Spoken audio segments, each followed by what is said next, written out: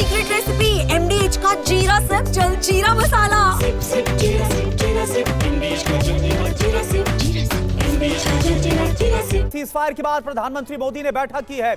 रक्षा मंत्री राजनाथ सिंह, NSA और CDS Anil Chauhan ने पूरे हालात की जानकारी दी है प्रधानमंत्री को।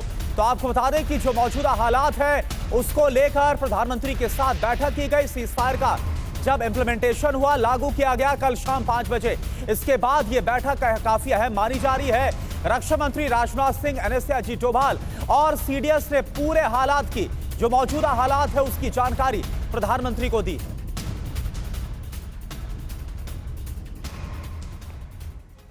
और देखिए, पाकिस्तान ने इस बार जिस तरह से सरेंडर किया है उसकी वजह भी समझिए। क्या किया गया और इसका असर क्या हुआ। पहलगाम का करारा बदला लिया गया। पाकिस्तान में घुसकर एक्शन हुआ। शहबाज शरीफ और पाकिस्तान के बदनाम आर्मी चीफ आसिम मुनीर घबराए नजर आए। क्या होगा किसी को पता नहीं था। वार पर वार हो रहे थे, पलटवार सूझ नहीं रहा था। यह थी हकीकत। सिंधु जल संधि को सस्पेंड कर दिया गया और इसके बाद पानी के लिए जिस तरह से मोहताज होता नजर आया पाकिस्तान, इसकी तस्दीक तो पाकिस्तान के हुक्मरानों ने ही की कि इसका असर कितना जबरदस्त हुआ। अटारी बॉर्डर को हमने बंद किया।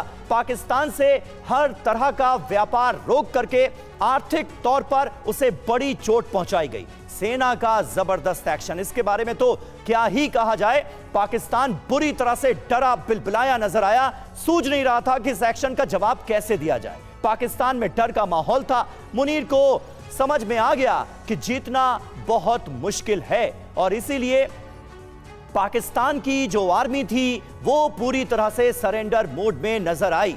योगेश जी हमारे साथ मौजूद हैं। योगेश सर, किस तरह से आप देखते हैं इस पूरे डेवलपमेंट को। इस बार पाकिस्तान की तरफ से पाकिस्तानी आतंकियों ने पहलगाम में जिस तरह बर्बर हमले को अंजाम दिया, उसके बाद ऐसा मुंहतोड़ जवाब हिंदुस्तान की तरफ से दिया गया है कि जमाना याद रखेगा। पाकिस्तान की अब इस बात को समझेगा, जो हमने समझाने की कोशिश भी की है, कि अगर उसके आतंकी यहां पर आकर आतंकवाद करते हैं तो अब इसे एक्ट ऑफ वॉर माना जाएगा, तो उसके नतीजे भी भुगतने के लिए वो तैयार रहे। आप बिल्कुल ठीक कह रहे हैं। ये भारत ने इस मिलिट्री एक्शन से ये स्पष्ट कर दिया है कि टेरर ग्रुप्स और टेरर बेसिस पाकिस्तान में कहीं भी हो, हमारे पास वहाँ जाने की काबिलियत है और हम उनको डिस्ट्रॉय कर सकते हैं। कई सैकड़ों जो है टेररिस्ट मारे गए हैं और कई इलाकों में जो है टेरर कैंप्स के ऊपर हमने जो है हमला किया है।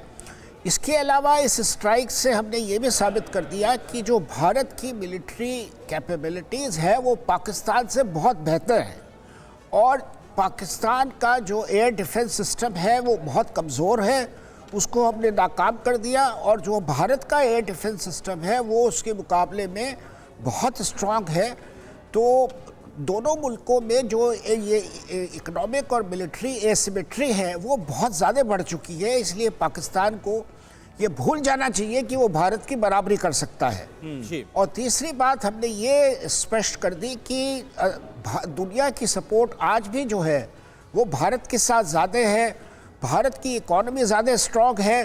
तो अगर आप लड़ना ही चाहते हैं तो भारत आपसे कई ज़्यादा ताकत रखता है लड़ाई को आगे रखने की, लड़ाई को झेलने की।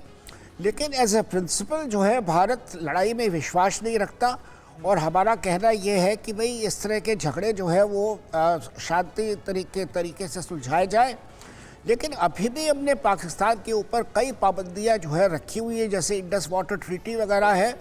तो उसका संदेश यही हमने पाकिस्तान को दिया है कि अगर आप इस तरह का रवैया अपनाएंगे कि टेरर अटैक्स हमारे खिलाफ करते रहेंगे तो हम आपको पानी नहीं देंगे, और अगर आपको पानी चाहिए तो आपको फिर जो है ये सब छोड़ना पड़ेगा। बिल्कुल योगेश जी, और हमने देखा कि कैसे भारत ने अपनी शर्तों पर ही ये जो सीज़फायर है उसे लागू किया है। मंजू सेठ जी, सवाल मेरा यह है कि जो 3 दिन का संघर्ष हमने देखा और उसके बाद संघर्ष विराम, यहां पर पाकिस्तान ने कैसे घुटने टेके हैं, ये सैन्य जीत, एक बड़ी सैन्य जीत तो है ये भारत के लिए पाकिस्तान के खिलाफ, लेकिन साथ साथ क्या आपको लगता है कि एक बहुत बड़ी डिप्लोमेटिक जो जीत है वो भी भारत ने हासिल की?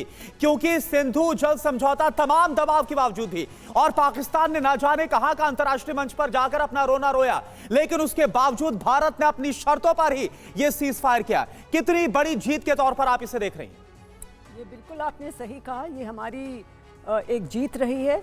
और लेकिन उसके बाद जो इन्होंने उल्लंघन किया है उसका सीज़ फायर का, ये क्लियरली दर्शाता है कि पाकिस्तान का जो ये डबल स्पीक है और जो ये जो एटीट्यूड है, अनरिलायबल जो बिहेवियर है, इसके अगेंस्ट हमें अलर्ट रहना पड़ेगा।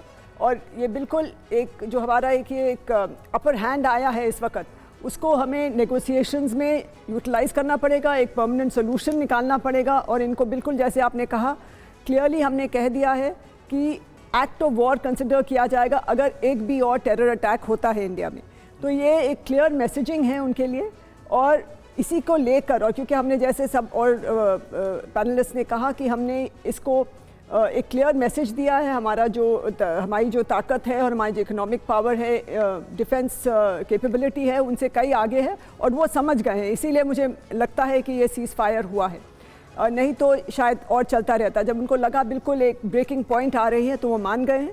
और हमने और जो सारी जो उनके ऊपर रोक लगा रखी है, अबेयंस में रखा है इंडस ट्रीटी को, और वीज़ाज़ को भी नहीं दे रहे हैं हम उनको, और ट्रेड के ऊपर हमने रोक लगा दी है। इन सब चीज़ों से उन पर प्रेशर ज़रूर पड़ेगा। बिल्कुल। और हमें बिल्कुल एक एक पोजीशन ऑफ स्ट्रेंथ से अब नेगोशिएट करना होगा, ताकि आगे चल के ये बार बार अपना ये जो दिखाते हैं अपना attitude of attacking and troubling India, I think वो उसको बिल्कुल बंद किया जाए। ये है सीक्रेट रेसिपी MDH का जीरा सिर्फ जलजीरा मसाला। Sip, sip, jeera sip, MDH का जलजीरा, jeera sip, MDH का जलजीरा, jeera sip।